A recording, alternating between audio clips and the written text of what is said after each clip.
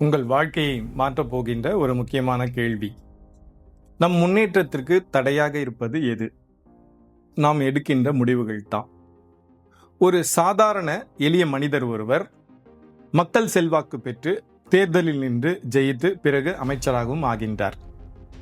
பிறகு ஒரு பத்திரிகையாளர் சந்திப்பு நடக்குது. அந்த பத்திரிகையாளர் சந்திப்பில் பத்திரிகையாளர்கள் அந்த அமைச்சரை பார்த்து, இந்த அளவுக்கு உயர்வோம் அப்படின்னு நீங்க கற்பனையில கூட நினைச்சு பார்த்திருக்க மாட்டீங்க, ஆமா தானே சார் அப்படின்னு கேட்குறாங்க. அதற்கு அந்த அமைச்சர், இல்லை, நான் 5 வருடங்களுக்கு முன்பே இதை கற்பனை செய்தேன்.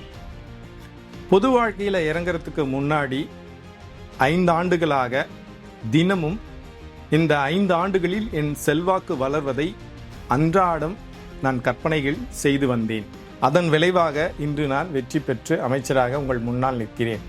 என் உயர்வுக்கு காரணம் என்னுடைய அன்றாட கற்பனைகளே. அதற்காக நான் உழைத்தது, திட்டமிட்டது, இவையெல்லாம் சேர்ந்ததுதான் என்னுடைய வெற்றி என்று மிக அழகாக கூறினார். ஆம் நண்பர்களே, உங்கள் லட்சியங்களை அடைய முதலில் கற்பனை செய்யுங்கள். பிறகு உங்கள் லட்சியங்களை அடைய முடியும். நண்பர்களை நினைவில் கொள்ளுங்கள், வெற்றி என்பது ஏதோ ஒரு நாளில் ஒரு இரவில் நடப்பது மட்டுமல்ல. அது ஒவ்வொரு நாளும் முறையான திட்டமிடல் உடன் கூடிய ஒரு முயற்சியின் கூட்டு விளைவு தான் வெற்றி அப்படிங்கிறது. இதை புரிந்து நடந்தால் வாழ்க்கை வெற்றியும் மகிழ்ச்சியும் நிறைந்ததாக அமையும். வெற்றி பெற வாழ்த்துக்கள். நான் சொன்ன இந்த கருத்து உங்களுக்கு பிடித்திருந்தா கமெண்ட் பாக்ஸில் கூட்டு முயற்சி அப்படின்னு சொல்லிட்டு கமெண்ட் பாக்ஸில் கமெண்ட் பண்ணுங்க.